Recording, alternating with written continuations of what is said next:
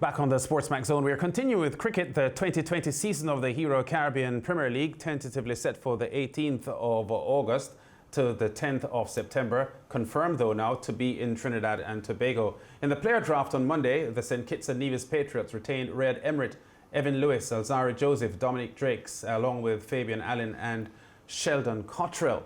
The Patriots also selected Australian batsman Ben Dunk, Jamaican Dennis Bulai, Trinidadian Joshua Da Silva and the Nevisian Colin Archibald. India's Sunny Sohail has also been taken up by the team. The full Patriot squad, pretty strong one. Lynn, Dunk, Lewis, as we said, Allen, Ran van der Dusen, Sohail Tanvir is there as well, and Ish Sodi, Cottrell, Ramdin, Emrit, Bulai, Joseph, Silva, Drakes, Archibald, Jagasar, and Sunny Sohail. The St. Kitts and Nevis Patriots there coming in and looking to perform better than they had in the past, because along with the St. Lucia Zouks, there was a point at which that Leewards franchise was held by Antigua, the Antigua Hawksbill they were at that time.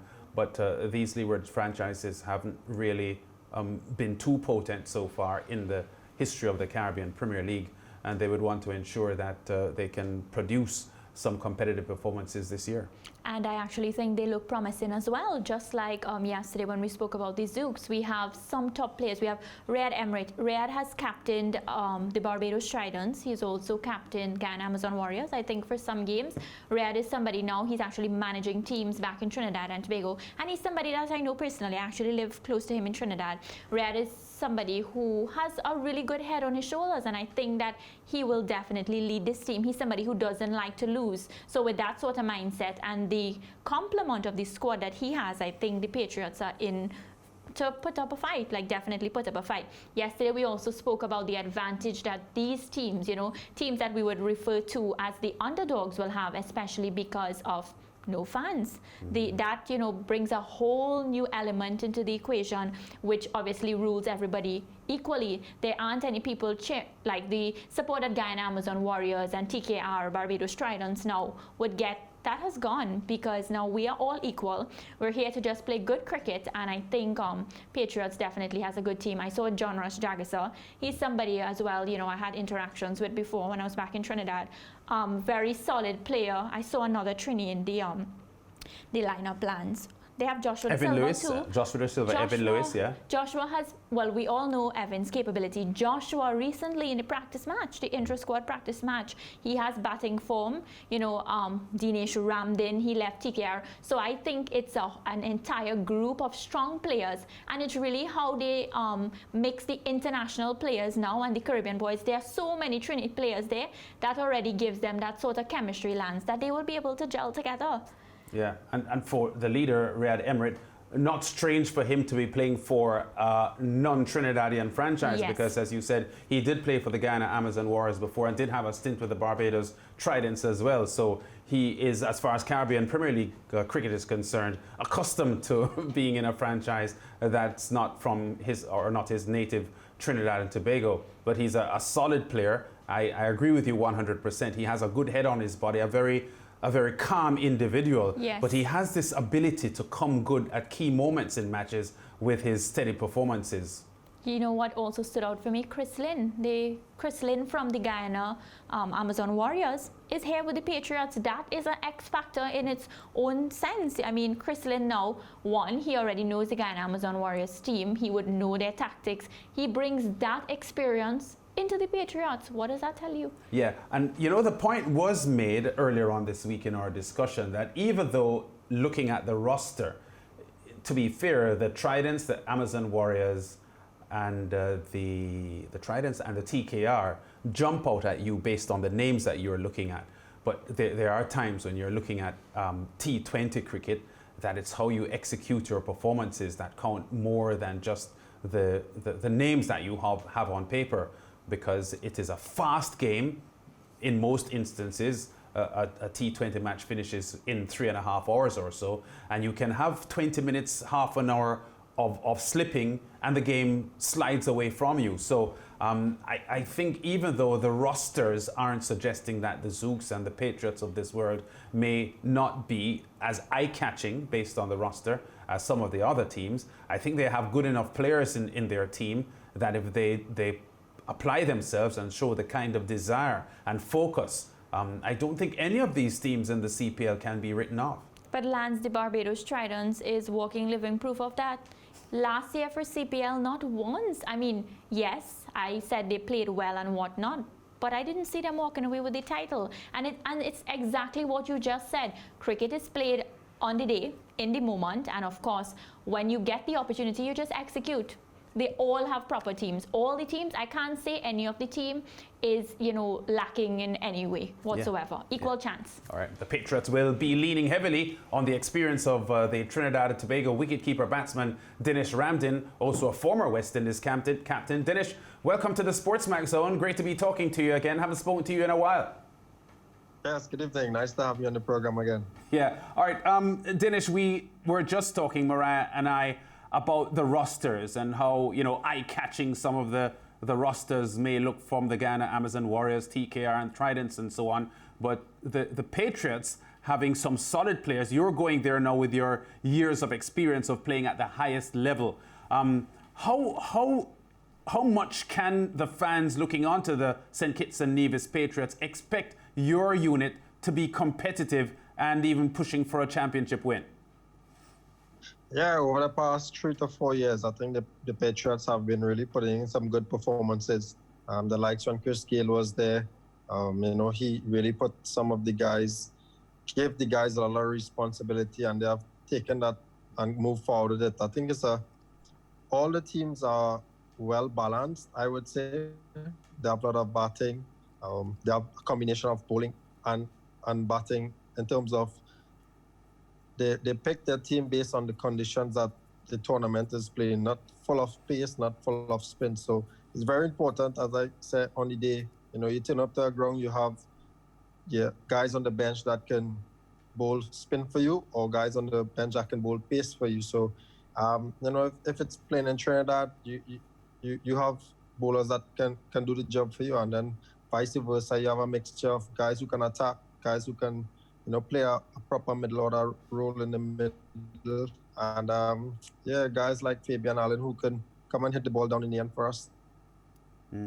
All right, Denesh, the CPL 2020 will be completely different from the CPL tournaments that we had seen in previous years because of the COVID-19 pandemic, likely to be spectatorless.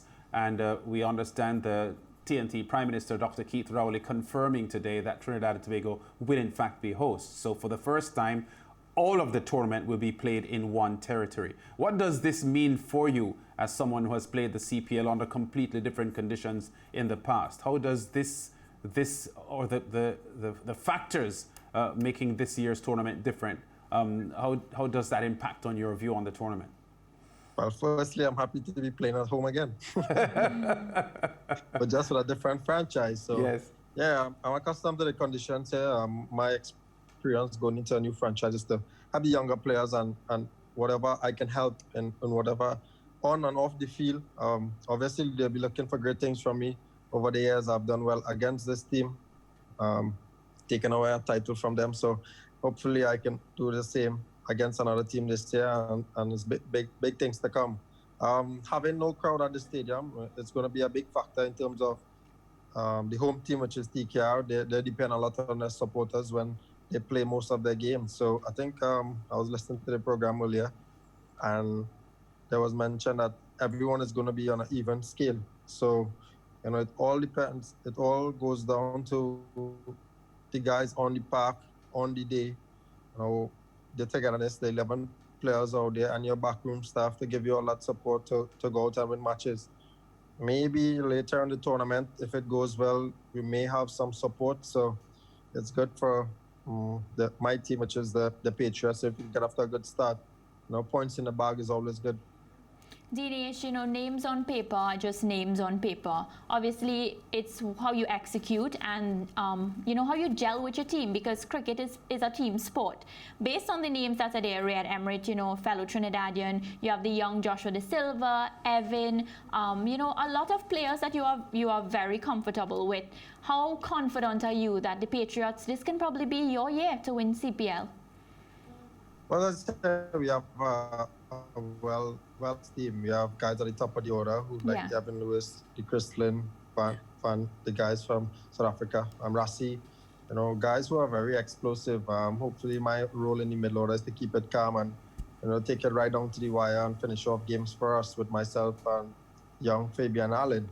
In our seam department, we have some really good seam bowlers up front there. So the Cottrells, the Emirates, the Azari Joseph.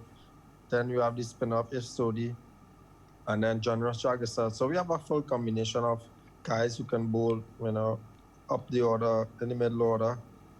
Gelling together is basically, it's not about, doing anything big and fancy. It's all about just getting to know each other, your likes, dislikes, just having a dinner and guys just talking and fooling around a bit and, making some fun and jokes. Some guys may be able to take jokes, some guys may not be able to. Sometimes you feel out some guys where they like to take jokes, and then going forward in the tournament, look, this guy doesn't like to take jokes, so let's pull it back a bit. Yeah. But at the end of the day, T20 cricket is fun, so you just want to go out there and execute, enjoy yourself. You win some, you lose some, but at the end of the day, you want to, this franchise want to win a title as well. Denesh Ramdin, a name that has been, making waves now. He's 48 years of age. He's the first Indian to play in the CPL. How did that news, grip you? And what does it mean for you as you go up in age as well? Does it cause you now to rethink how long you played this format of the game? What does it really mean to you? What does it say? Yeah, it goes that age is just a number. I think once you're fit enough, for example, Misbah ul Haq, he went on to play a long time. Yeah. For Pakistan, including of Shiva and Chandapal, the way they cared about themselves, so professional in terms of doing the work off the field, so that when you get on the field, it's really easy to maneuver, get over the line in terms of batting, fielding and stuff like that. So at the end of the day, it's how you manage your body, the way you go to the gym, your recovery, and what you put, like, for example, eating properly. He's a guy who wants to play cricket, and nothing is going to stop him. So, yeah, we'll see what he's going to bring to the table. I played a tournament, it was a T10 tournament in Dubai with him.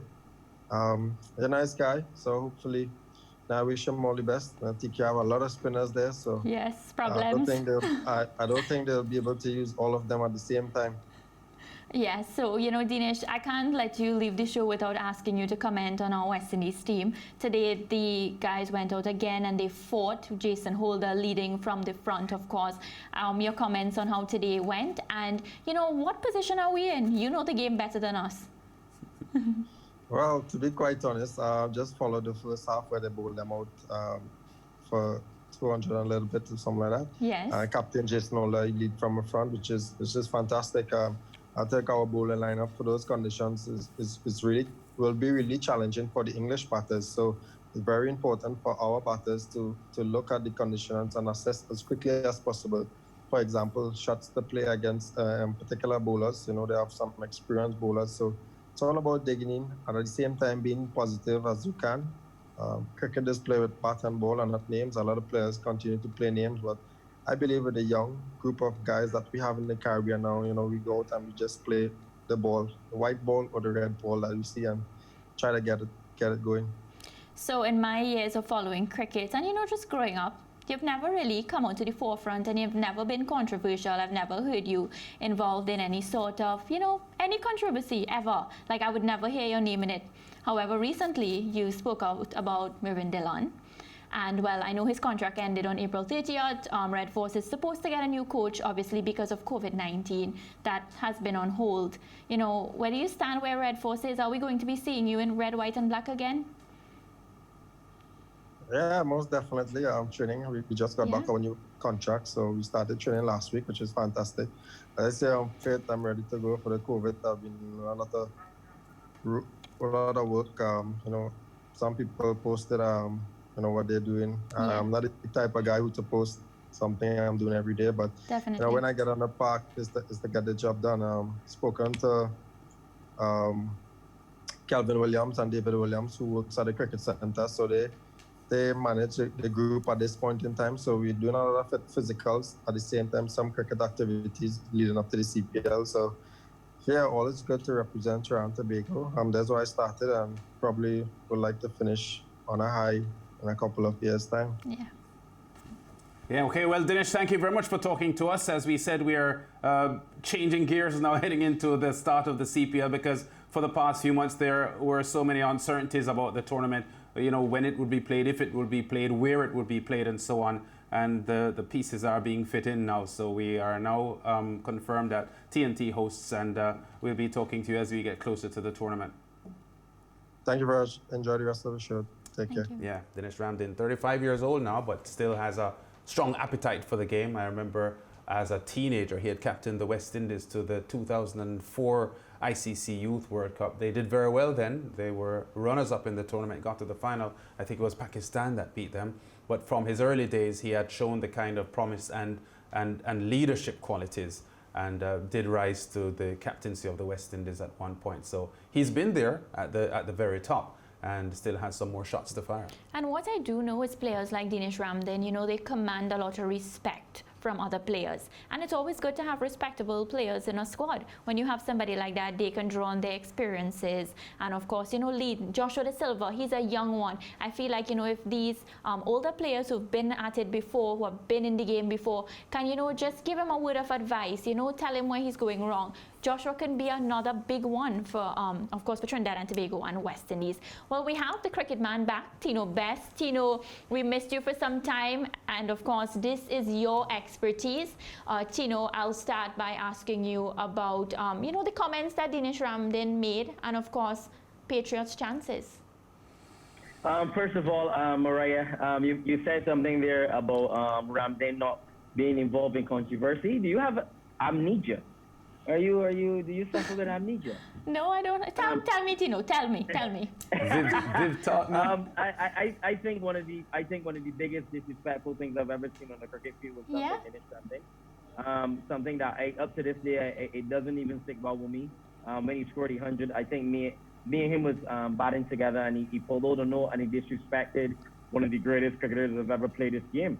We can't get that. And the next test match that he played in Antigua, the entire everyone that was at the cricket ground booed him. Right. And I think that was one of the most embarrassing times I've ever been on a cricket field with anybody in terms of disrespecting a legend of the game. Yeah. Moving on, I think the Patriots have a very good team.